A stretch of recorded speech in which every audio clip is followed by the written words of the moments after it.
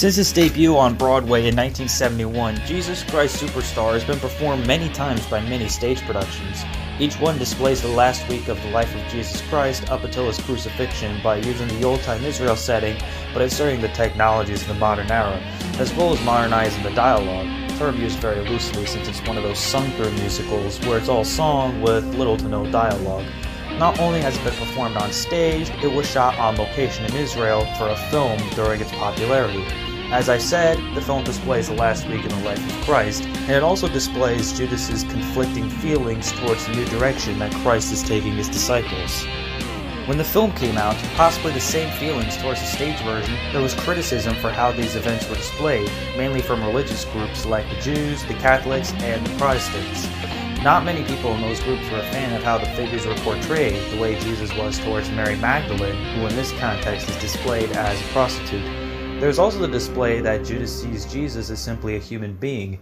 Many of these events, as they are seen in the film, are not biblically accurate, which is why many religious groups saw blasphemy within the feature. But the idea was not to be completely accurate to the Bible. The idea was to display the story in a different fashion than what most people were familiar with. For that purpose of telling the story the way they did, they do make interesting decisions, but a title like Jesus Christ Superstar, you shouldn't expect to take this film too seriously. The Roman soldiers are displayed to be wearing combat boots with military trousers, as well as tank tops, and while most of them carry spears, others carry machine guns. In the scene where the temple becomes infested with money changers and prostitutes, you see all sorts of modern technologies in there, like cash registers, grenades and machine guns, those doctor's lights. They go a little crazy with it. Then when Jesus comes to destroy the market, he bursts out those pipes and reciting Matthew 21:13. My temple should be a house of prayer, but you have made it a den of thieves. That was my best impression.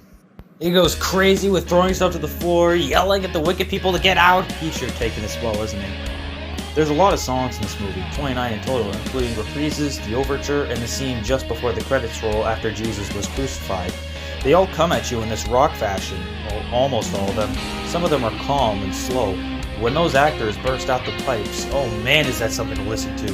Neeley, playing Jesus Christ, has such an insane set of pipes, you'd think a black man like Chris Rock dubbed this. Once Jesus dies on the cross, everyone's boarding the bus that pulled up at the beginning. Music's all soft, but the ending shot on the cross, you see a shepherd walking by. Then it fades to black, and the credits roll to absolute silence, basically reflecting on that last scene.